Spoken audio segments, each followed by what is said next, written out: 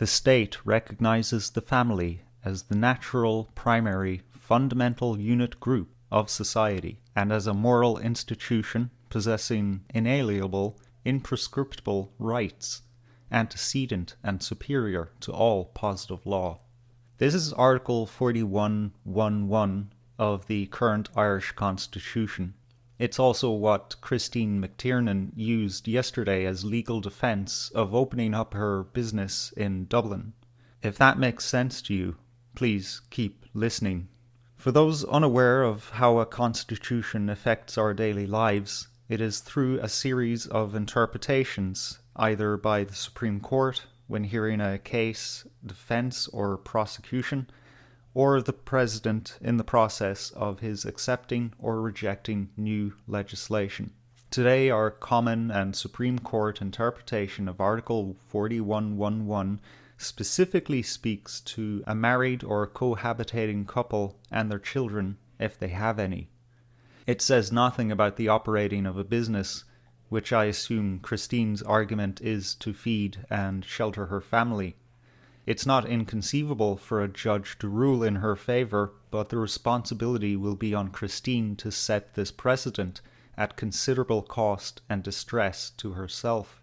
At that rate, it will be easier to expand on the Ryan versus Attorney General judgment on Article 40 that guarantees bodily integrity. I don't want to defame anyone in this essay, so I'd like to invoke the Constitution myself, Article 46(1)(I), as these are my personal convictions and opinions.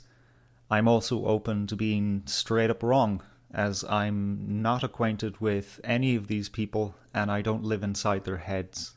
It appears Christine McTiernan is being used as a political pawn by somebody, as well as Yellow Vests Ireland as a group, to possibly further personal careers, as well as the happy side benefit of breaking this year-long fascistic lockdown. Since lockdown number 3 was announced in December, there has been a growing sentiment that business owners hold the cards when it comes to breaking Ireland out of this meaningless cycle. The sentiment only increased as we watched Italy, Poland and Holland, etc., successfully overthrow the COVID regulations by sheer force of businesses opening and feet on the street in support.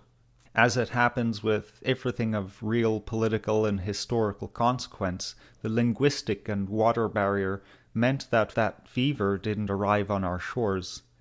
It would have to be homegrown. Somebody had to be the first to deliberately and loudly open their business. This is what Christine McTiernan did. How much of this was her original idea is up for discussion, but the fact she's waving around this nonsensical constitutional argument makes a clear link between her, Ben Great Reset Gilroy, and the Yellow Vests, all of whom were there for her first opening. I say Great Reset Gilroy because he's the genesis of this argument. I saw him quote it at least in mid-2020 in response to every misfortune from losing your home to being compelled to wear a face mask. As I said earlier, Christine is in a tough position now. Either she appears before court, pays a fine and/or goes to prison, or she can appeal this in the Supreme Court at considerable expense. As I write this on Wednesday, Yellow Vests are outside the Garda station in Balbriggan, protesting her detainment. This is what the Yellow Bellies call support. A member of the Yellow Bellies on Facebook has said Christine made the decision all by herself when asked if the group will pay her legal fees. The question was repeated, and he fled from the conversation, citing PayPal trolls. This may seem like a ridiculous expectation to some people, but exposure and ad revenue has been earned, and as Yellow Bellies appear to be active on the scene, they will draw even more donations. This is clearly a collaborative effort, and if I were Christine, I would feel shafted. Furthermore, if the Yellow Bellies want to be at the forefront of this revolution, they should use that collected money strategically. Protests with banners, placards, and sound systems have shown themselves to be 100% ineffective in changing government policy or public opinion. They're pleasant days out for the weekend warriors, opportunities for the comfort class and the unemployed to feel like they're contributing to something. We know this because there haven't been any such protests since last December, because it got cold. Where money would strategically matter is in the setting of this pie-in-the-sky moonshot Supreme Court precedent that says Article 4111 means a person can operate a business during a national emergency in order to feed their family. These players are suspect. The Yellow Bellies, for instance, share a registered address with Sinn Féin in Dublin and have done nothing to address the issue except one statement which read like this: "We know people are saying scandalous things about us, but look at this horrible government and all the other terrible things going on, blah blah blah. Yellow Vests is about doing the thing and getting it done, yada yada." So, a non-apology and non-explanation. Barely even recognizing there was a serious concern that needed addressing in the first place. Again, I invoke Article 46(1)(I). What I said is my direct experience, being a follower of Yellow Vest Ireland on Facebook and having searched for a rebuttal.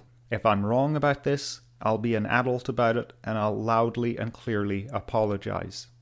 Ben Great Reset Gilroy doesn't need my apology though. Anyone with a sense of what is going on a global level concerning this pandemic and lockdown was probably scared away from the anti-lockdown movement when in August Mr. Gilroy got on the microphone and made a rousing speech in which he called for a great reset.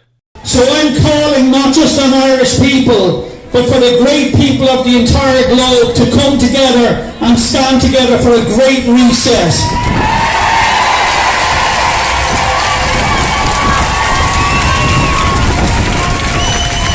The Great Reset is a welcome recognition that this human tragedy must be a wake-up call. It is imperative that we reimagine, rebuild, redesign, reinvigorate and rebalance our world. A great reset of the banking system and the enslavement of the people through debt.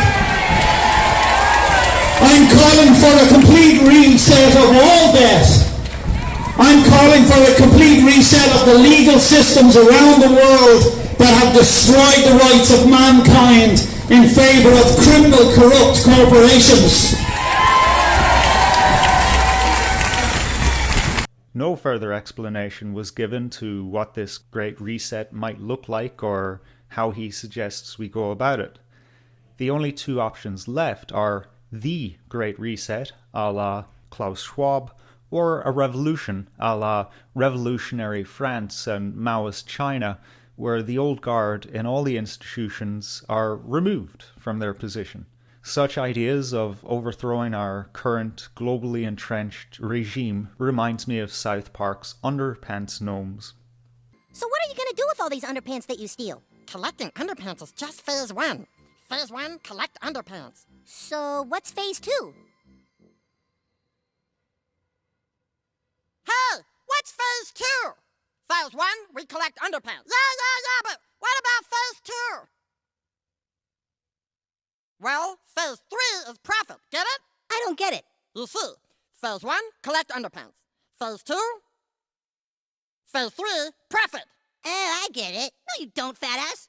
It's dangerous, and so is Ben Gilroy, if he manages to drum up any more support outside of the small amount of sway he normally enjoys. I try my best to point to something positive or a real solution whenever I criticize someone else. Regardless of the consequences, Christine McTiernan has my respect. I also have respect for her customer who was arrested today. I would personally contribute to their legal fees if I had assurance that my money wouldn't end up in the hands of the aforementioned jokers. Christine set a social precedent which many businesses are now going to take advantage of over the next 2 months and going forward. What we must all do now is refrain from insulting all business owners who refuse to open up and keep our eyes open for those who do open their business in our locality. Go be a customer. Spend more money than you normally would. Tell your friends and family. Like and share their social media presence. This is how we win.